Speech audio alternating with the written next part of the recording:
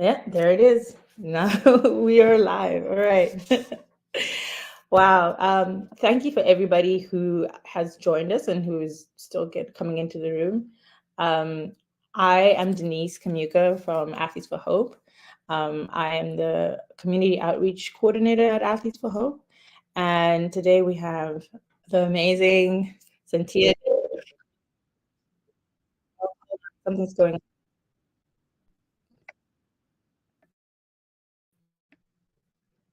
Right. I'm hearing. Is that normal?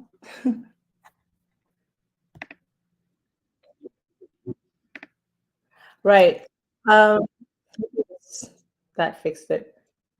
Yeah. So I want to thank you for joining, and and our ambassador Kat, who is going to be moderating the, and then we have great panelists Kelsey and Harry. Kat is going to introduce a little later. Um, so we are live, and we are also the chat is open. So throughout this conversation, please feel free to drop any questions in the chat.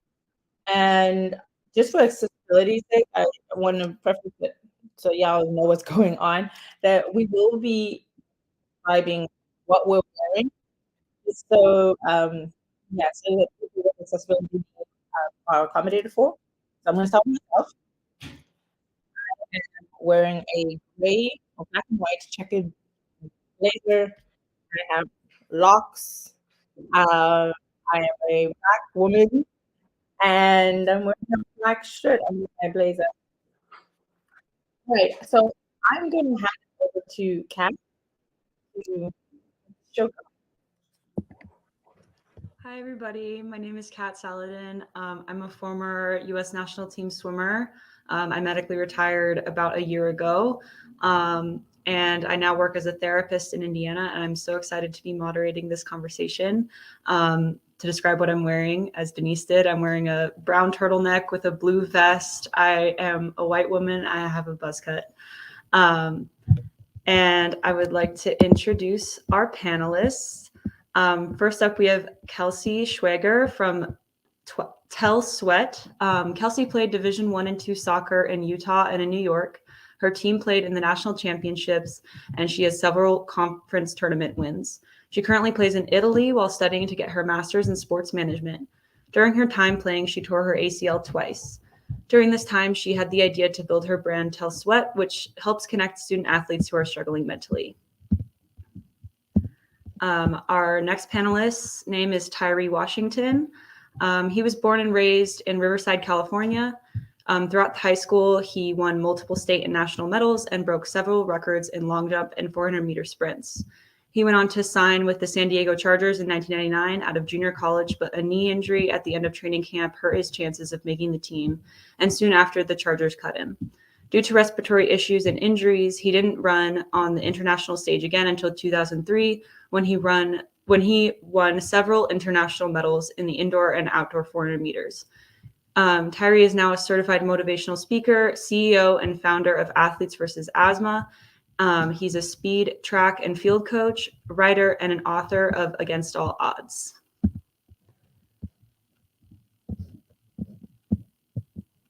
And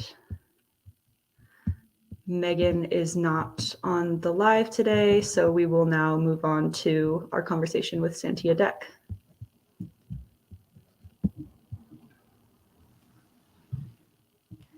Hi, Santia. How are you doing today? I'm good. How are you? Good. I'm so excited to have this conversation. Yes, me too. And before we get started, I'm gonna describe myself as well. I'm an African American woman. I have curly hair, and I'm wearing a burgundy jumpsuit. All right, so we can get in with the first question, which is, how did you get into football? So it started when I was young. I grew up with three brothers and one older sister. One of my brothers was actually my twin brother. All of my brothers played football. They were all running backs as well. And I was a tomboy. So I was literally trying to do every single thing my brothers were doing, including trying to like learn the game of football. So I was out there running routes, doing drills. My mom was very much like, she's gonna be treated equally. So when I wanted to try out for like Pee Wee football, she allowed me to go. I actually did really, really good. I did better than my twin brother, but I got hit in my chest, and my mom was like, "Okay, no, we can't have that happening." So she took me out of football, and unfortunately, like I wasn't really allowed to kind of get back into playing. Up until I graduated from college. So once I got a full ride to Texas A&M Kingsville for track and field, where I ran the 100, 200, and 4x1. And once I graduated, I was still like, there's something missing. Like there's still a part of me that wants to be an athlete. And one day I was just driving and I saw a flag football tryout sign. And I was like, okay, why not? So I went to the tryout, and I killed it. The coach was like, "How long have you been playing football?" And I was like, "I really never played." And he was like, "Oh yeah, you're gonna be special."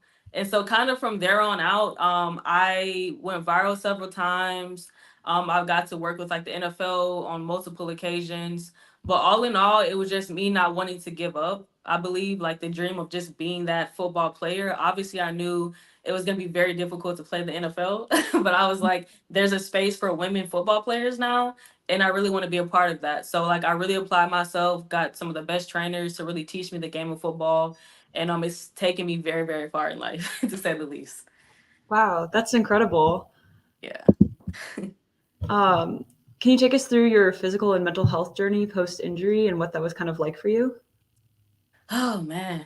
So actually, so I got injured the top of last year. And it was very difficult for me because it was my second time attempting to play tackle football. Unfortunately the first time was very much also due to injury. But I felt really good about this last opportunity because I was healthy. I was, making sure I was taking care of my body. And I remember it was a rainy, cold day, and something in me, which I now know, is God was telling me like, don't go. Today's not the day. My best friend even called me and she was like, yeah, I'm not gonna go. It's like one of those days where I just feel like it's just not a good day to go and practice. And unfortunately I had COVID like a few weeks prior. So I was like really trying to go to practice and make up for the time that I had lost. And I remember getting there. It was the first day of pads, so we were like hitting. And so I was like, okay, cool. So I got there, something felt off when I was warming up, but I was like, you know what? Maybe it's just me because it's pads, it's tackling, whatever. Um, I remember watching the quarterback slip and slide the entire time, like on the field because it was muddy and it was rain. And I was like, something is telling me like you should not go in there and do what they're telling you to do. And I tried to like kind of push myself to the back of the line, but because I was like new, I was like a freshman pretty much. Everybody kept pushing me and saying, "You got to go. You have to get reps. Like this is you got to do it." And so I remember getting in position. I kind of ran, a pick, and I remember catching the ball at the backfield and slipping. I slipped, and then as I was slipping, my leg kind of folded underneath me, and then everybody tackled and piled on top of me, and I heard my ACL pop. And I was just laying there on the field, like, oh my God, like this is it, I'm done. And I remember trying to get up, couldn't get up. And then I remember going home that day. Luckily, I could still kind of walk before all my adrenaline left. But when I got in my car and I was driving home, I was like trying to block out the fact that I'm sitting here in like so much pain, but I got to get home. So I got home and finally my adrenaline started to kind of go away and I felt everything. I literally felt like my leg was about to fall off. I remember calling my mom. I was like literally hyperventilating, crying, and she ended up rushing over to my house and she was like, "Oh my God, what happened?" And I told her what happened and she was like, "You got to go to the doctor." And I was like, "No, I'm good. Like I'm good. I have practice tomorrow." Like I literally could not like accept the fact that I was injured. And I kept trying to get up and she was like, "Santia, you're injured. Sit down." I was like, "No, I'm good. I'm good. I gotta go. I got this. I got this." She was like, "Are you understanding that you're done? Your season's over." And I was just like, "No, it's not." And I couldn't accept it honestly for probably 2 weeks. When I Wow. finally went to the doctor, he told me that it was torn. It was partially torn. And I remember like everything hit me at one time, and I fell into like a very, very dark depression. To the point to where there was moments where I was thinking things I've never thought, because I had my identity so attached to being this athlete, being this football player. You know, my brain was built around me being this amazing football player. So trying to detach from that felt like I was killing a part of me that I wasn't ready to let go of. And I remember, you know, I went down to Super Bowl, and I had some things I could do that wasn't physical, because normally I play in the celebrity game. And I remember getting there and I was like, Mom, I want to play. And she was like, Santia, you can't. And that hit me so deep, because I'm like, man, I worked so hard to get to this point, and now I have to let it all go. And I remember sitting in a hotel room, and I remember just crying my eyes out. My mom came down and she said, Santia, you gotta give it to God, you gotta let it go. And I remember I laid it at the altar. You know, I allowed that part of me to kind of just it's not, I don't want to say die, but just like, you got to take a back seat right now. You can't be the athlete. And I remember the next day, I woke up and I felt like a weight was lifted off of me. And then I felt like I really started to find my true purpose that wasn't just built around Santia the athlete. And I wrote a book. You know, I found my husband. I met him the same year that I got injured. So the love of my life found me through all of this. You know, my shoe company has done some amazing things now that I can focus on not just being an athlete, but also the entrepreneur side of me. So I found that I was more than just this athlete. And I think that's what kept me going, was because I it was one of the toughest moments of my life, having to like rip that part of me away. But it was like, okay, this is who I really am. This is who's gonna be here when the sports is done. And that's the person that you have to make sure you're nurturing as well, not just the athlete. So that was a long answer, but Yeah. How do you feel like your perspective of the injury itself has changed over the past year of, like, you know, going through that and changing your outlook, changing your identity? How has the view of it changed? wow. Honestly, I wouldn't change anything. I couldn't have said this last year, but I think now, because I've grown so much as a person, again, I found a new purpose that wasn't just around me being this athlete performing all the time. And I've been able to help so many other athletes that are going through similar things, especially these younger athletes, that when you're young, it's all about like championship, winning, Olympics, whatever it may be. And I'm like, that's great. Keep that, but also make sure you're nurturing this other side of you that's a painter, that wants to be a doctor, that wants to be all these other beautiful things, because that is a person that you're gonna have to live with the rest of your life when this other side of you ends, right? So like, I think for me, I can speak from a different perspective now, and not just, you know, I can only imagine how it would feel. I'm dealing with it now. And even at, you know, I'm at the end of my ACL recovery right now, and I'm hoping to get back on the football field in May. But even if that never happens, I think I found so much fulfillment in just the story and how I can tell it now, and how I know that this is going to help somebody else that's going through something very similar. So I have gratitude, which sounds weird getting injured, but I have so much gratitude. And I know that, man, like when you tell people these things, this could save someone, like literally save their life. So Yeah. that's more important to me than just, you know, getting all these accolades and being amazing. So, Yeah. so yeah. That's amazing. Yeah. What are some things that you would want to encourage younger athletes or athletes going through similar things, like in how to kind of break out of that just strict athlete identity? Like, what things should be implemented in sport to kind of encourage people to nurture those other parts of themselves? Yeah, first of all, don't just look at yourself as an athlete and that's all that you are. Like, you are more than an athlete. We all are. We're more than what we do on a daily basis. So what I would say is, knowing that, make sure during your off season, you're also nurturing these other parts of you. And it's not all about off season training, recovery, all these other things, that you don't have time to even figure out, what else do I like? If I'm not a football player, then what else would I want to do? So I would actually encourage parents and coaches to like pour more into that side of these athletes as well, so that when they get injured, when they get cut, they're not going through these severe depressions. You know, because they know that, okay, I have my parents backing me, I have my coaches backing me, and they're telling me, go be this amazing artist, go be this amazing designer. Like, when you're not doing this, please go and do this as well, so that mentally you can accept that you might not make the team, you might not, be on the A team, or you might not go Division 1, whatever it may be, but you are also these amazing other things that make you still an amazing person. I think too often, we have it's so much pressure to be great at all times that people often forget that we're human. And being human, you also have to have people letting you know that, hey, it's okay. There's other things that you can do when you can't do this. And this doesn't make you like a bad athlete. This doesn't make you a bad person. But we also love this part of you too. We want to see you succeed in this too. Yes, go win that championship, but also make those grades so that you can go to college. Or if you don't want to go to college, go to whatever it may be that you want to do, your career. But this is also just as important as this. Pour into that, not just hype and harp on the fact that athlete, athlete, athlete. Nothing else matters. I was told that all my life. Like, Yeah. if you're not focused on being an athlete, what are you doing? You're not doing enough. You don't want it bad enough. And that, as you can see, at 30 or 29 years old, that affected me. Yeah. So like I had to break out of all this, molding that happened when I started at 4. I was told this at 4 playing tennis. Like, if you ain't working it, I'm like, I'm 4. Like, what's going on? But I took that mentality into like my entire life, which is amazing. I think as athletes, like, we become amazing people, but the other side of it, it's dark. Yeah. So like we also have to shed light on that and nurture the entire athlete, not just the athlete, right? The athletic stuff that you're doing. So yeah. Yeah.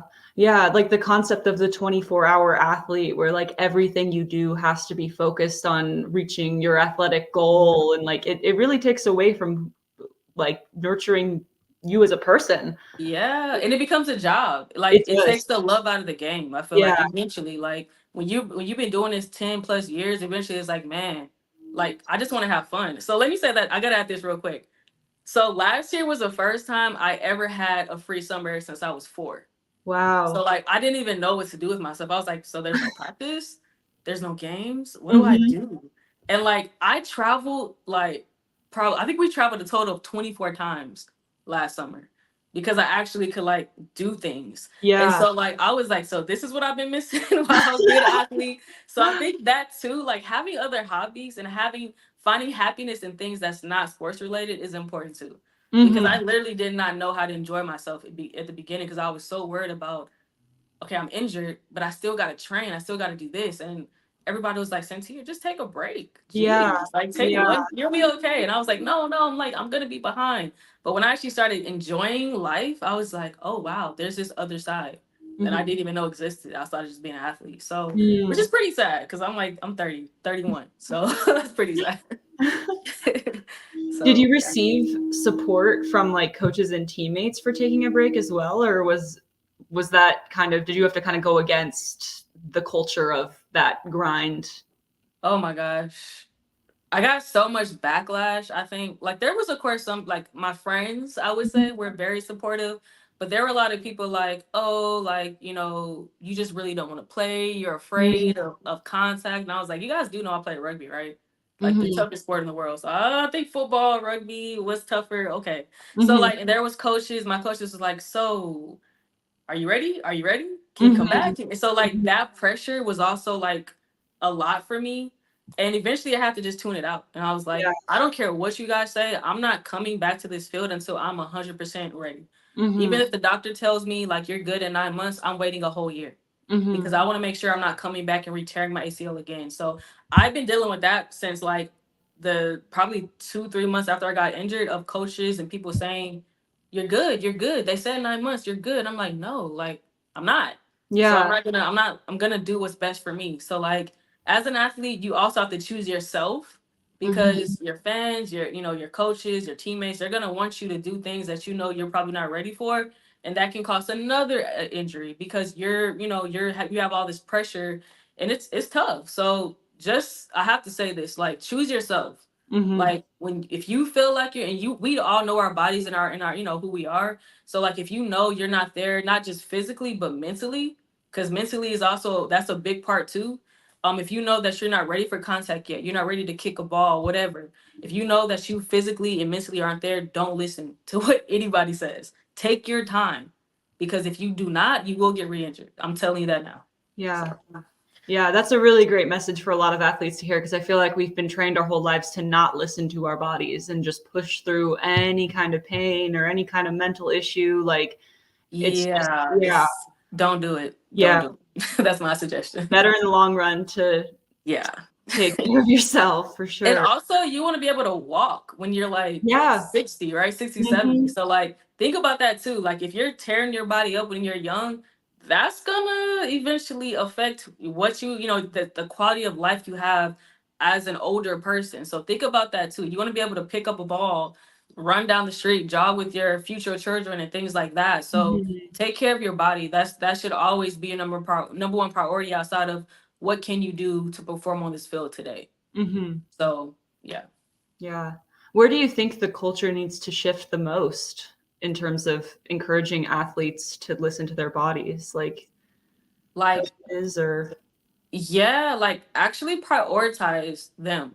yeah. When I say that, like, I feel like people say that, like, yeah, we love our athletes. Like, no, you love like what we're bringing to the school, what we're bringing to your ego, like the like winning.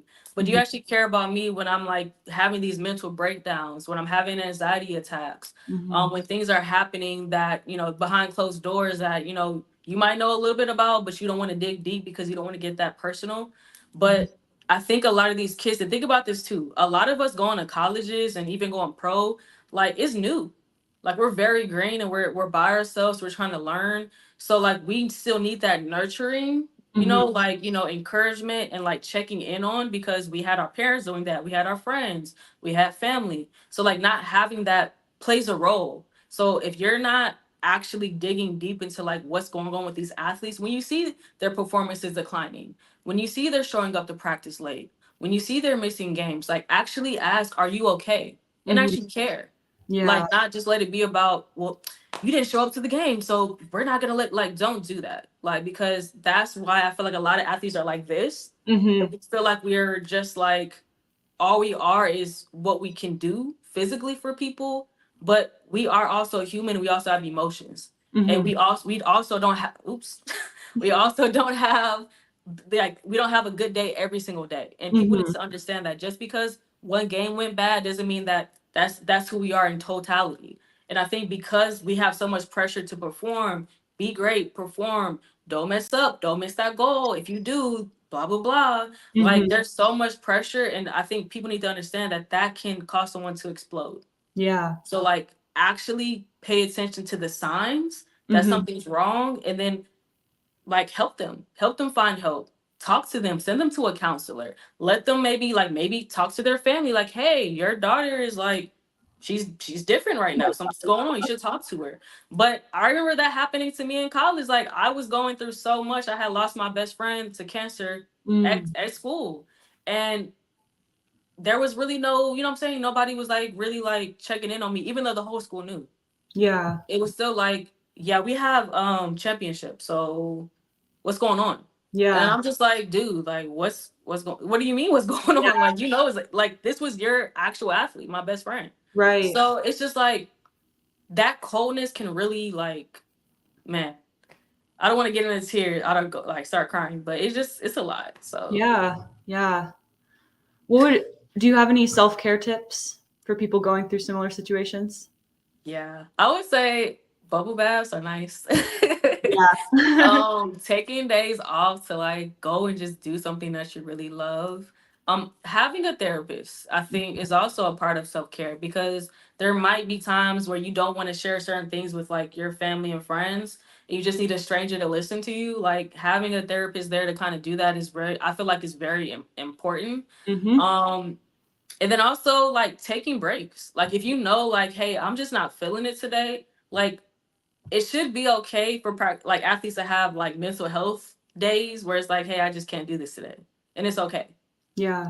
So I think for me, like if I feel like I'm reaching my limit and I'm like not in the best headspace, I'm gonna say, hey, Santia is shutting down today, so Mhm. we can have this conversation or do whatever needs to happen tomorrow, but today I gotta rest. Yeah. And then actually resting, like that's a big thing too. I think we're so much like go go go go go, get better, get better, get better, that we often don't actually take real rest breaks.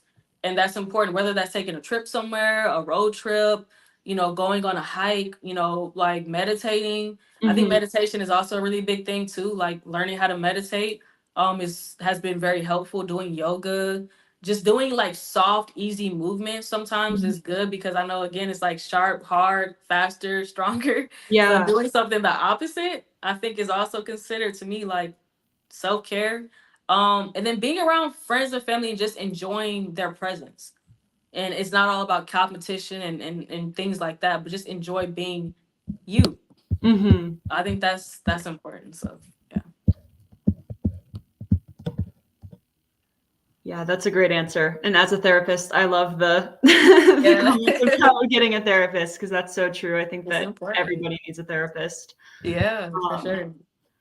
Well, this has been a great conversation. All of your answers were so awesome. I really hope that everybody listening has gained a lot from what you've had to say. And yeah, you're so inspiring. And this has been awesome. I've loved talking to you. Yeah, thank you. Thank you. I appreciate it. Thank you. Thank you. So now we're going to have the panelists come back on. Hope.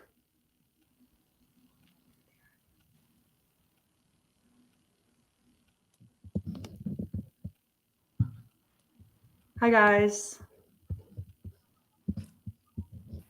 Hello. Hello.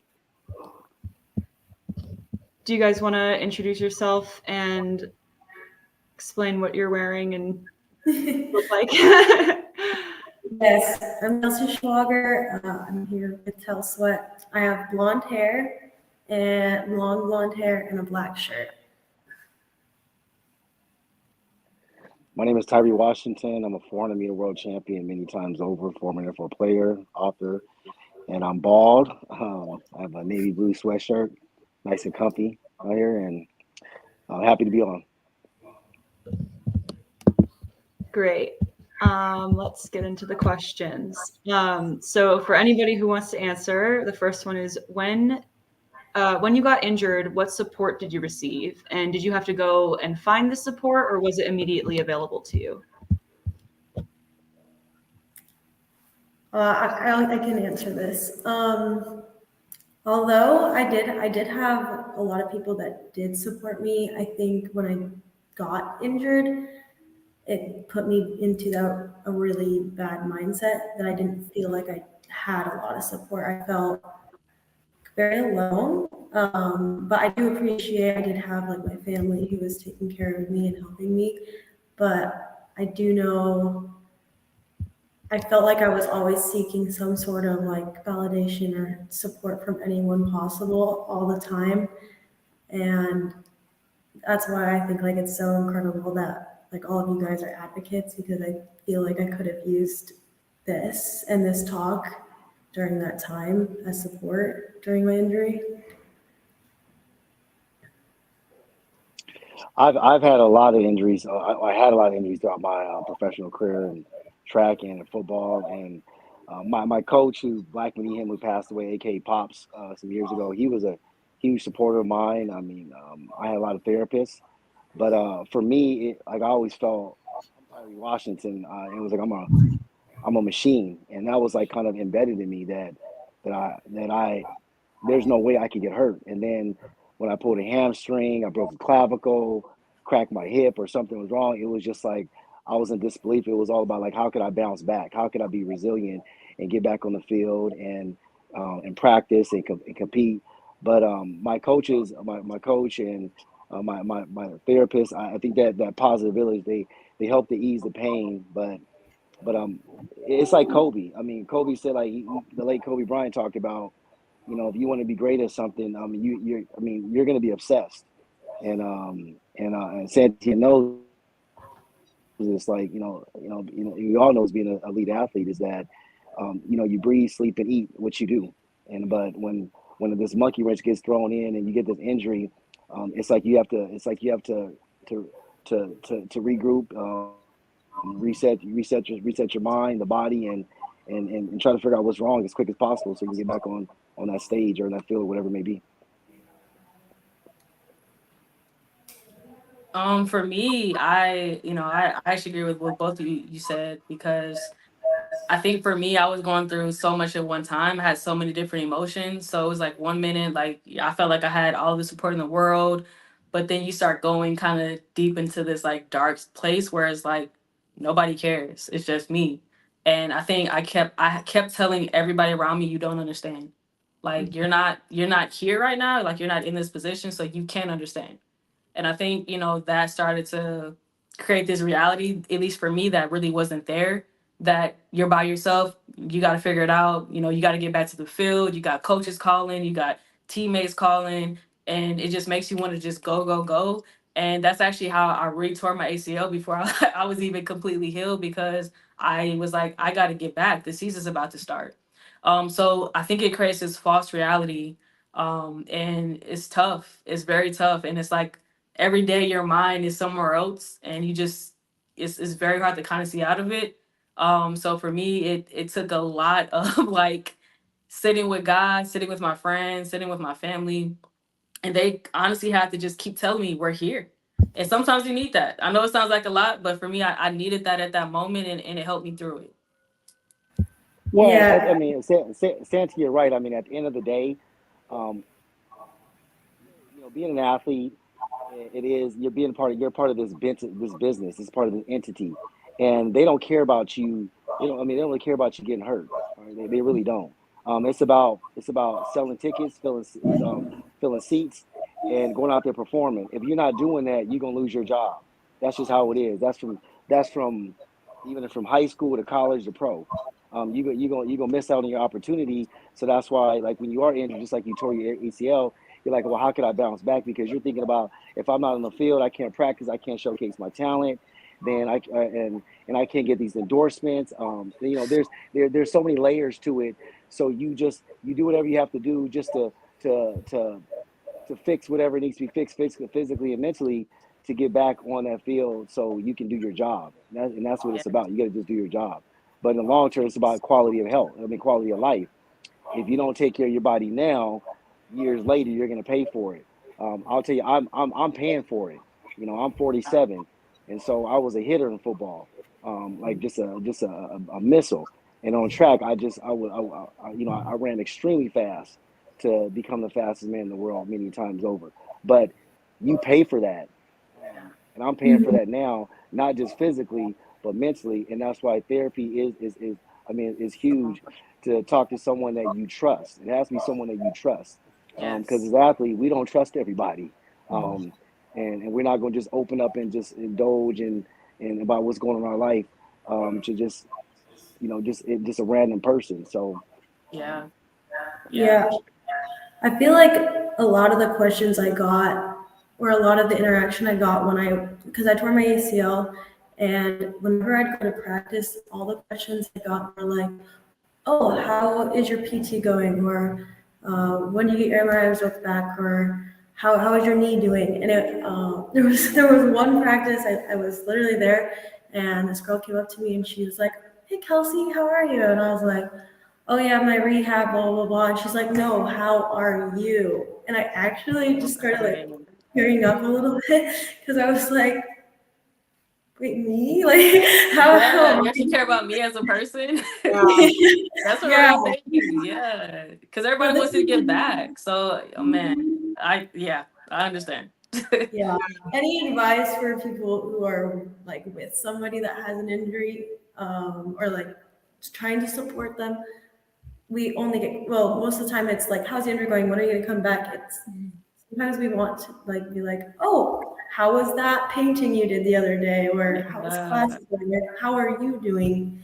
That question still sits with me today. man. well, we're not machines. That's the thing, is that Yeah. people look at us as machines. Like, and if you Mhm. really think about it, like a factory, right?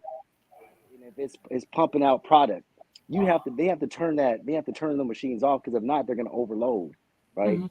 And they're not going to work properly. So that's the same thing with us, that we're not machines. We have to step back. We have to regroup. We have to, as Santia said, you want to take, I don't take bubble baths, all right, but um, you know, You you should. take your take your bubble baths. I mean, I do my praying, right? You know, the walks on the beach, the writing, whatever comforts you, whatever makes you feel good, whatever can cleanse, just clear your mind and bring you back down, because we're always at this higher level. We're always on high alert.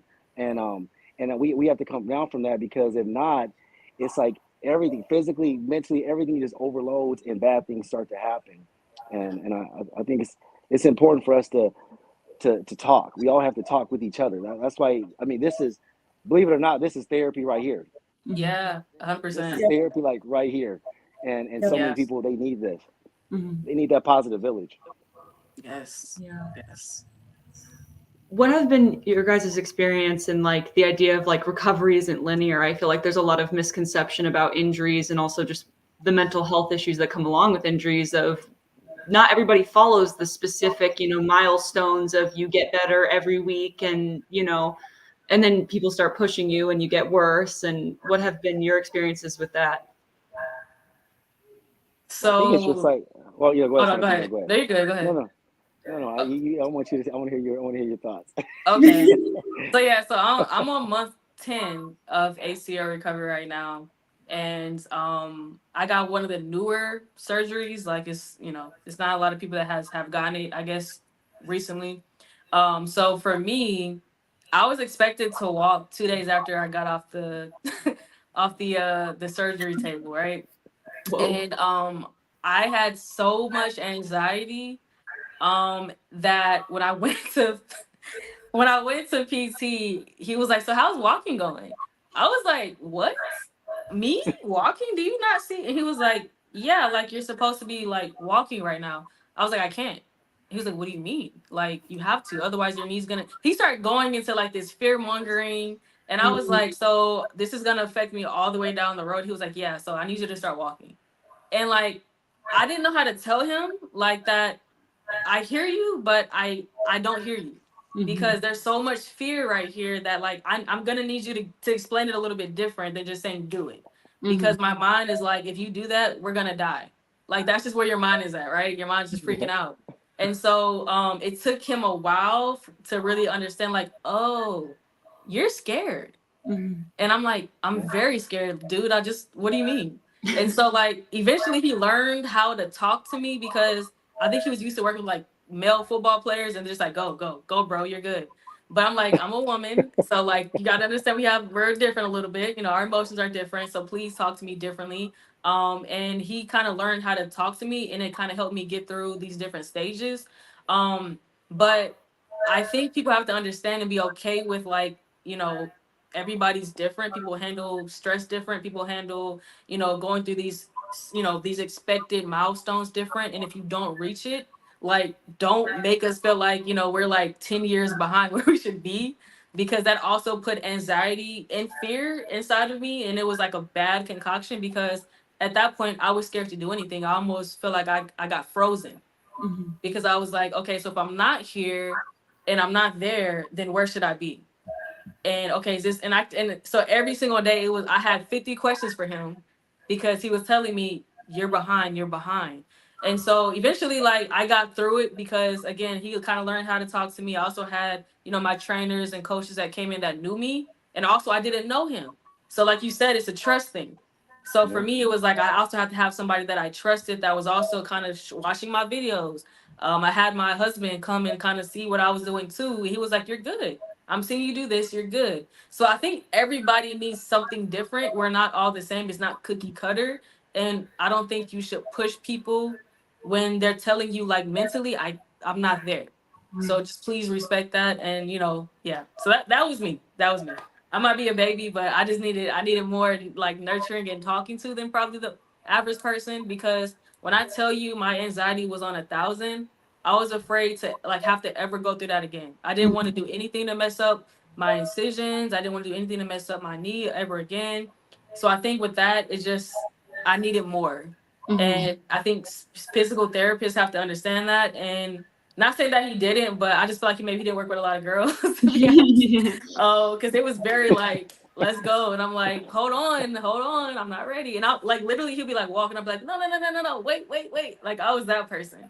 So he has to just understand, like, okay, let me relax. So that's my opinion. No, I think Santia, I mean, like a lot of NFL players, like the males, I mean, they're big babies too. They're not going to tell you that, and they do Right. have that. That's They're true. not going to say that. And I know that for a fact. Okay, all right, because I'm one of them. Okay? I'm one of them. All right, so we got to keep it real. I mean, but yeah, it's just almost like it's like when you're in a sport and then you retire. It's like a death. It is like a death because there is a time of mourning. And I think the same thing when you're injured is like it's like you're playing and then you get injured, so it's like time of mourning and just trying to find yourself again. And there's no time limit on mourning. I mean, just no time limit on recovery, just like you're saying it. And you're 100% right. It's not about a cookie cutter that can treat everybody the same. I mean, when I had major back surgery, I had a microdiscectomy, L4, L5. I was supposed to be 45 minutes in and out, end up in ICU for 4 days. My therapist was like, okay, Ty, you got to walk about 5 yards to your door and back to your bed.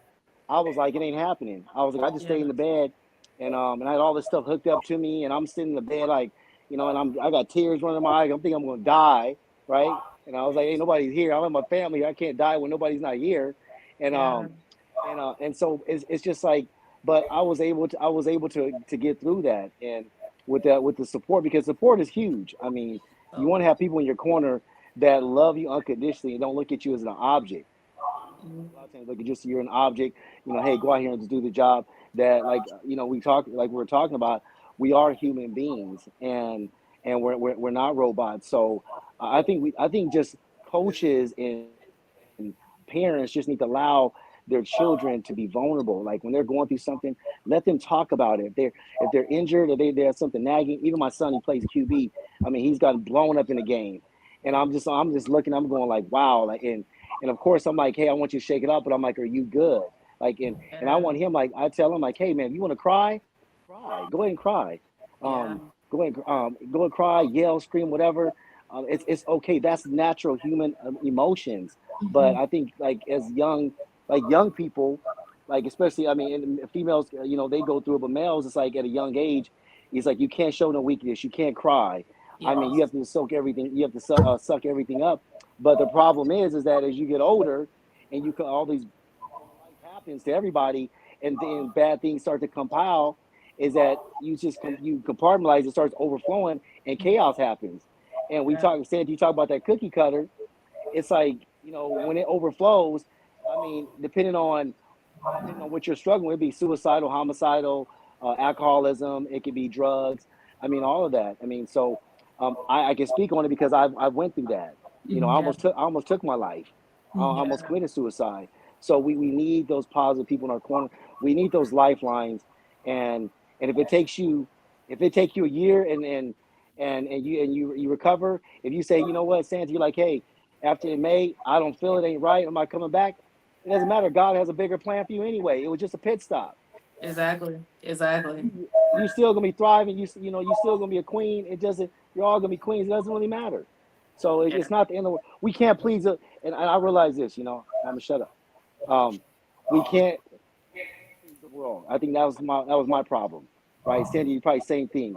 All of us here. Yeah. You're trying to constantly please, please, please, and you feel like, well, the more I do, the more they're gonna accept me. No, it's not No. happening. It's like throwing your time and effort in a bucket with no bottom. You have to Yes. be you have to be happy with who you are and no one Yes. else. Because if you're not happy, no matter what you accomplish, it's not going to fulfill you. It's just Man. not. Man. I gotta snap my fingers on that. That's real. That's real. Hey, we got That's to so keep it real. real. Yeah. Yeah, for And real. you bring up a great point about just like the trauma that happens to athletes that people don't really take seriously. Like being an athlete is literally, you can have trauma from that. And people do not understand that it needs to No. be taken seriously. Yeah. Yeah. 100%. Yeah, I think one of the biggest things, like timeline wise for me, my last surgery was what, like almost a year and a half, or probably more than almost 2 years. That was my last ACL surgery, and I still feel like I am affected by it. I still like will have those flashes sometimes before a game or practice. I'll just picture my knee snapping. Sometimes I'll be really scared going into a tackle. Like I am still mentally not 100% recovered from what had happened. And I feel like a lot of people don't really understand, like, yeah, I'm cleared, yeah, I'm playing, but I'm still not 100% the player that I was, and I'm still trying to cope with that. And I think a lot of players don't don't realize that that's kind of the reality of the whole thing. Yeah. Yeah. Mental health has been a stigma for so long, right? And it's okay for us to say, male or female, hey, you know what? I'm suffering. I'm struggling with depression. I have PTSD. I'm diagnosed with PTSD, medically diagnosed with PTSD, a whole bunch of other stuff. But it's okay to share that. And just because you are struggling, just because you're struggling with that, it does not mean that you can't do your job. And that's why I get so frustrated at times. And I'm talking to my wife is that just because you're struggling with other coaches and get open about their feelings because they're like, man, they're gonna bench me, they're gonna cut me, I'm gonna lose my contract. So it's like you conceal it, you hold it in, which is bad. And or you go outsource and you go to someone else that's gonna help you so there's no paper trail. I mean, this stuff happens. Yeah. We shouldn't have to do that. We should just be able to get open and be like, I'm struggling because the president of the United States, he struggles with something. The CEO of a corporation struggles with something. We're all struggling with something. I'm not perfect. I'm not no demigod. None of us are demigods. None of us are perfect. We can only get better. We're all flawed. We're all perfectly flawed. That's just the way it is. And until our society can realize that more and more, it'll ease the pressure off of a lot of athletes and just people in general that even work in the corporate sector that they can just get open with their boss about something without having the fear of, like I said, I'm gonna fire you or you can't do your job. Yeah. I mean, everybody's going through something in life. Yeah, especially after COVID. Yeah. There's a Yeah. lot. So I feel like there should definitely be something happening, something shifting with Yeah. mental health, which I feel like there is starting to become more prioritized, but there's still a lot that needs to happen. So I agree 100%. Like nobody's perfect and we shouldn't be scrutinized for that and we shouldn't have to feel shame about it because we are human. And to me, when somebody's actually telling you that, that's a cry for help. Because then it's like people do that, they're ignored, and then something happens, and it's like, oh my gosh, I should have listened. Oh, they came to me, so why didn't you help them at that time? Yeah. Why did you shun them? You know what I'm saying? So there has to be more information around that, like recognizing the signs instead of it just being like, oh, okay, yeah, you can't. You're not mentally. You're just not here, so you can't do this. So we're gonna have to let you go. I'm sorry, and then something happens, then everybody wants to cry about it. So it's like when somebody's coming to you, like actually, you know what I'm saying? Take that serious and help these people. Help these. And if an athlete's telling you, hey, mentally, I'm going through this and I'm just not there. Don't make an athlete feel like something's wrong with them. Like, oh yeah, you're not ready for this 4x1. You're not ready for this rugby game or whatever it may be. When in actuality, it's a cry for help. You know what I'm saying? So that's my opinion about it. So Well, Yeah. I think though too, Santi, you're right. Is that we can't go. Another thing too is I'm guilty of this as well. Is that they ask me, hey Ty, how are you doing? I'm good. We're quick to say I'm good. I'm good. I'm yeah, good. When we're not yeah, good, we have to be able to get open with the right person, of course, that we trust, and say, hey, this is what I'm dealing with, because that is a strength. I mean, when you want to conceal it, that's that weakness. But when you talk about it, it is a strength. And I got to tell a lot of my buddies that played in the league. I mean, these guys 6'8", 6'7". I mean, they're big guys, and you look on the outside, like, man, you like, well, there's nothing can phase this guy. I mean, he's a giant. He can block out the sun, but he's going through something in life. yeah, Santi is going through it. I'm going through it. So we can't just say we're good. I mean, think about Robin Williams. This man made billions of people laugh, but he took his life. I think about Twitch. I think about Twitch. Somebody's dancing on stage. I mean, entertaining people, making them feel good. But then there's that darkness that's brewing inside, right? We yeah, have to talk about our problems and talk about whatever we're going through in our life. Is that helps us to get rid of that negativity, that toxicity that can take our life. I mean, because it's real. Because it don't matter. Listen, we know this, that mental health, it does not discriminate. It will hit anybody and everybody at any given time. 1 minute you could be, you could be on top of the world, and next minute that person you hear about, that person's gone. Right? Junior Seau, I played with Junior Seau. He was an amazing linebacker. I mean, phenomenal, smiling, happy-go-lucky. And 1 minute he's there, next minute he's gone, yeah, just like that. yeah, So we have to be able to, allow people to be vulnerable ourselves. we have to dig deeper with our friends when they say, hey, are you really good? Really peel those layers back and Yeah. make sure they're okay. Because usually a lot of times the ones that are smiling a lot, right, and they're like, I'm good. They got a lot Those are the going ones on. that I found they have a lot going on, Yeah. and I've lost a lot of friends recently with suicide.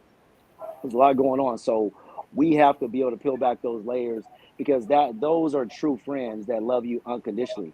If Yeah. we love if we say they're friends, it needs to be unconditional. Like, Yeah. hey, don't be 100%. the yes person. Layers back. I agree. Wow. Yeah. Yeah. Well, thank you guys for answering all those questions. We're going to bring Denise back on, and she is going to go through some of the questions from the viewers. So,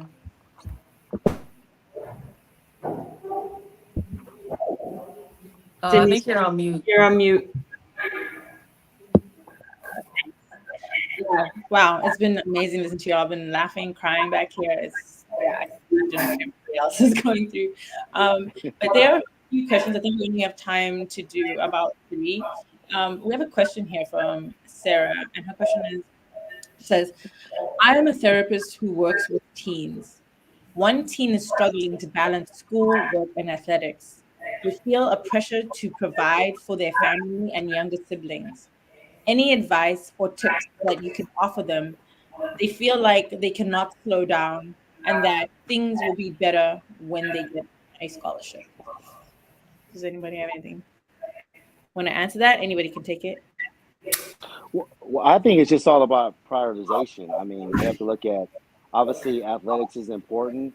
It can definitely be that golden ticket to help him get a scholarship to be able to lessen the load financially for himself and his family because considering they have NIL, but it's not a guarantee.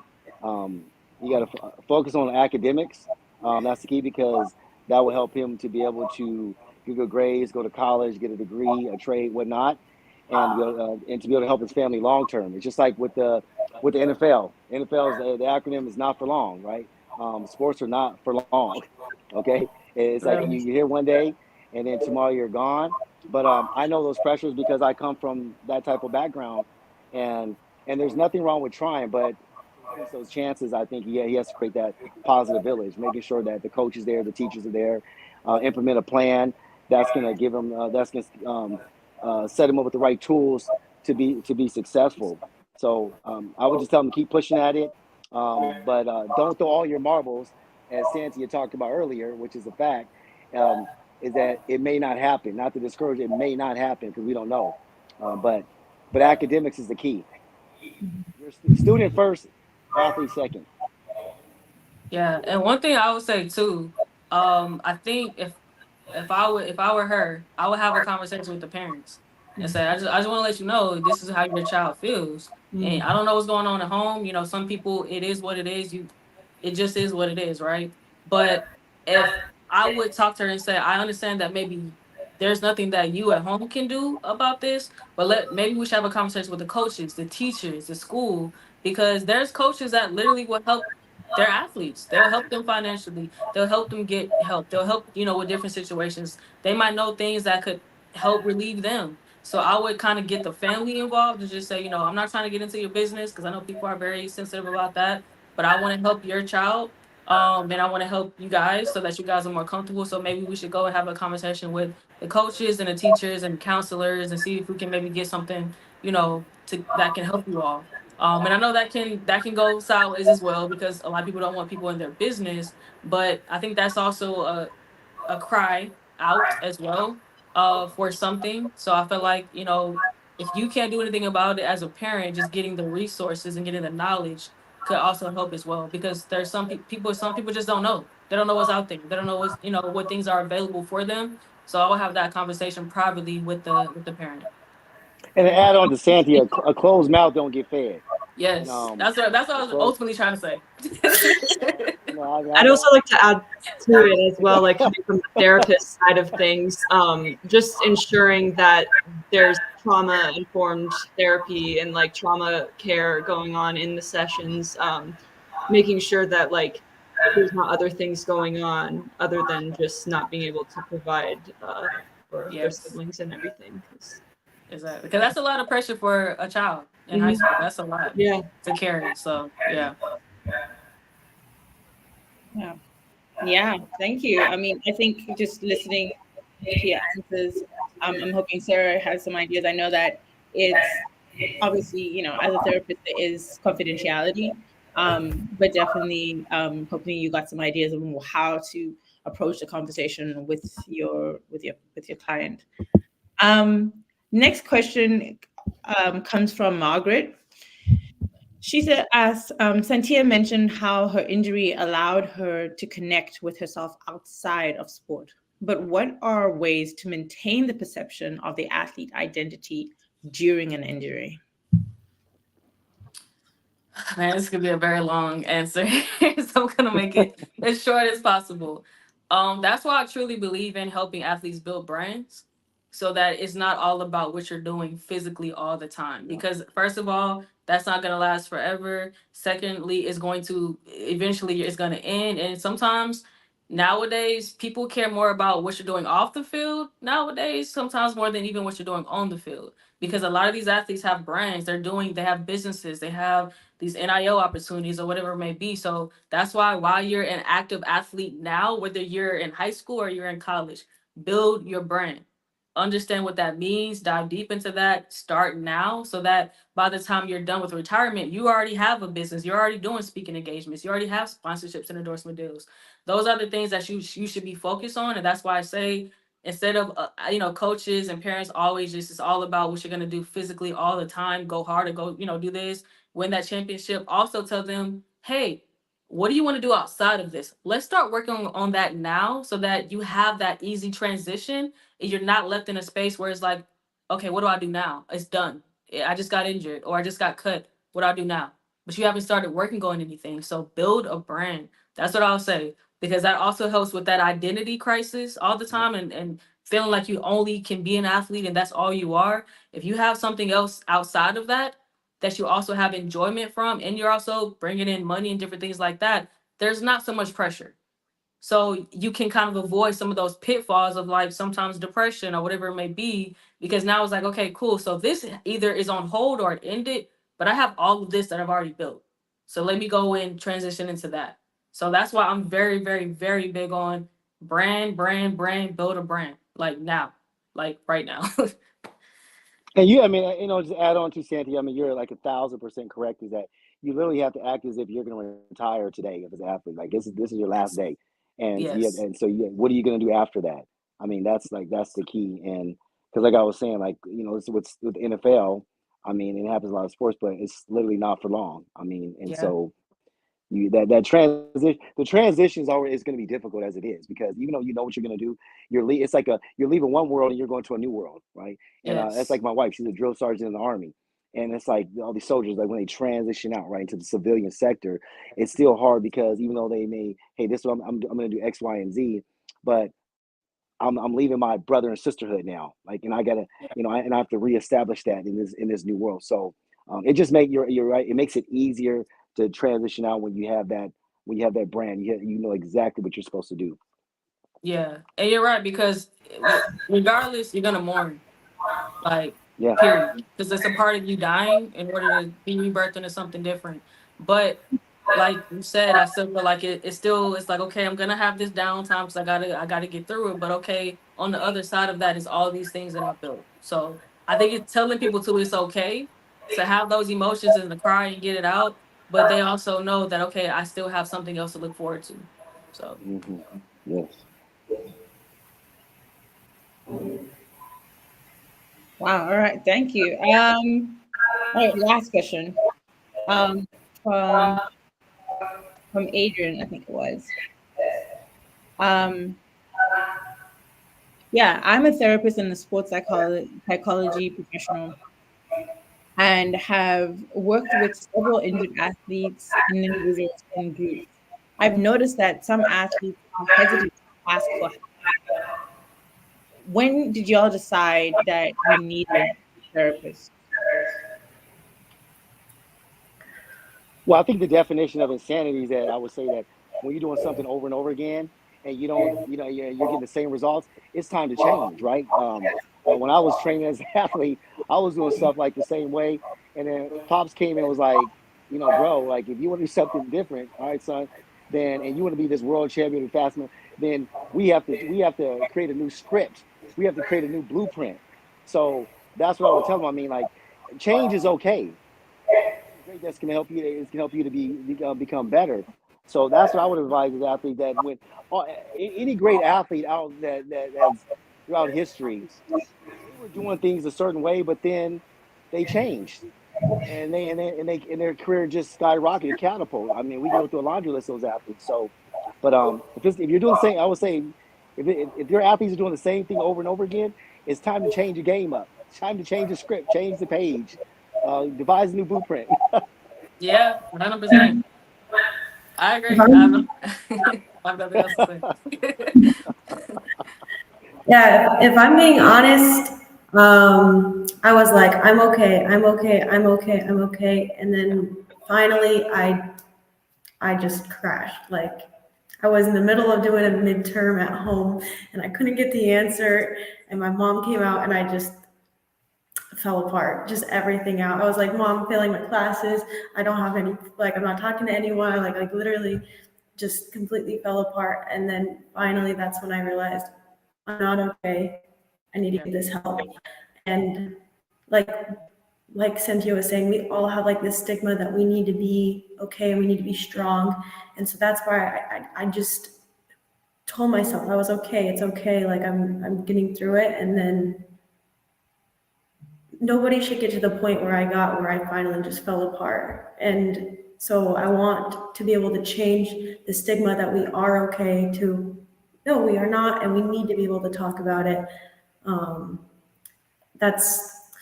I don't know how we would do that, but I do want just athletes to know in general, like, it's okay to not be okay. Yeah. And it's okay to ask for help, and it's okay that even the littlest thing, it's okay to be upset, because you don't want it to just come all crashing down like it did for me.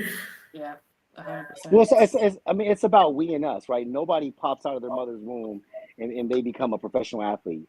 They become a CEO of a company. They have this PhD. They have this MD, whatever it may be. It's like, throughout our life, throughout our journey, people are coming in. People we're interacting with people, and they're helping us to be able to get to the next portion of our lives, the next pit stop in our lives. So I think if we get rid of the the I and the me, but it's about we and us, that we need other people. Like, I need people. I mean, I didn't become who I am just by myself. I can't say that. Santia didn't become who she is by herself. None of us, have. So we need each other, and we have to, there's an old saying that says it takes a village to raise a child. Well, you can be surrounded by negative people. That's why I keep saying positive village. We have to be around positive people, and that's extremely important. So that's why we have to pick and choose our friends wisely, and people that are negative, we got to kick them out of our lives, because if not, that's just going to bring us down. So, Amen to that. amen.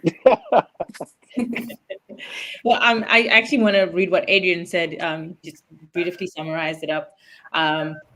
He said, "Thanks for taking my question. Sounds like when they feel like they need a change, go make the change. And if you feel like you're falling apart, ask for help or tell someone you need some support." So I think that summarized that so well. All right, so I want to, because we're gonna end in a few minutes. I want to just make sure that we've spoken about some really, really tough, touchy topics and subjects here, and I want to make sure that we're providing some resources. And so in the chat, I have put some resources and some links to some resources. The first resource that we have on the chat there is actually the TELSWIT website, and I think I would love to give Kelsey some time just to explain to us how TELSWIT came about, what TELSWIT is. Yeah. Of course, yes. So I was on my way to practice. I was recovering from my ACL, so I wasn't able to practice. And I was sitting there like, I don't want to do this. I don't want to go. I'm literally just going to sit there on the sideline. Nobody understands what I'm going through. And that's when the idea popped in my head that I wanted to be able to tell somebody what I was going through, but actually have them understand. So TELSWIT was built built to basically be a place where you can go on and completely anonymously or not tell your story. So when you create your account, you don't have to use your name. You can do it. My name's ACL Destroyer. So you can go on, tell your story honestly, and other people can connect with you, and you can create your own group depending on like what you're struggling with. So like I would join the ACL group, where I know when I was a freshman, I had a hard time like being away from home and being new. So you could be like in a freshman group, where any group you want, you can create a group. I already created groups, and I love hearing the stories, and I think that it's a great place where we can create some communities to talk about what you're struggling with. Yeah, that's awesome. Can I just also just ask a little bit just about how you've experienced or seen the impact of like groups like that, like communities like Telswit or ACL Club. There's another one in the resources here, Sideline USA, which is for medically retired athletes. Just how community and those kind of communities are really like, yeah, providing safe spaces. Oh yeah, I mean, I've been within a few communities, and just to be able to tell your story and to be heard, that's something that you don't realize you need. And it almost lifts up a burden off of you. So just to be able to, tell your story is incredible, but to also have people who understand what you're going through and to validate those feelings makes it, it brings people so much closer together, and it makes it feel like you're not stuck in this situation, you're not alone, and that means the world. And like the sense of community and to be a part of any of these things is like, it's going to make your journey a lot more easier, because on my second ACL, I joined those communities and I tried to reach out for that support, and that second ACL made it so much easier. It's great. Did anybody else join any communities like that? Injury through the recovery process? Last year when I medically retired, I got involved with Sideline, and I was able to share my story through them. So that was a really great opportunity. And like the Hidden Opponent as well is another good one that I've been involved with. Yeah, those groups have been really great in the past year for myself. And after medically retiring, it's been hard for sure. Yeah, thank you for sharing. Yeah. Right. The other links that I put in here, I guess on showing up as links that are clickable. So there will be an email that goes on for everybody who has attended with these resources. But there is also a masterclass happening on Sunday. ISOFIT is putting on a masterclass for youth injury, just to talk about more the science behind it. So in this conversation, we're really talking about mental health and community, but for an understanding about the science and how to prevent injury, there's a masterclass, and that link will be sent to you as well. And then obviously we have great national resources like NAMI, and for people of color, you can also text Steve, that's STEVE, to 741-741. And they also offer some of mental health support as well. All right. If there are any more resources you'd like to see, you can visit our website, Athletes of Hope. We have a resource page. You just subscribe for that and enter your email, and you'll get all the resources. And then additionally, this is just a shameless plug right now. We are fundraising for Athletes for Hope. And so if anybody really enjoyed what this conversation was, and would like to be a part of more of these conversations and part of the work that Athletes for Hope is doing in bringing athletes together so they can tell their stories and make a difference, please do donate. I will share that link as well in the email that goes out. Lastly, yeah, I just want to say thank you to all of y'all for doing this. This was such a great, powerful conversation. It exceeded my expectations. And yeah, hope that we will see you guys in the Athletes for Hope space more. I know Tyree is ambassador with us, but Santia and Kelsey would love to see you in that space more as well. So For sure. Thank you. Thank you for having me. thank you. And Thanks, guys. That's great. And nice meeting Thank all you. of you. Y'all are all awesome. So I'm gonna be following y'all, keeping up with you guys' journeys. Yes.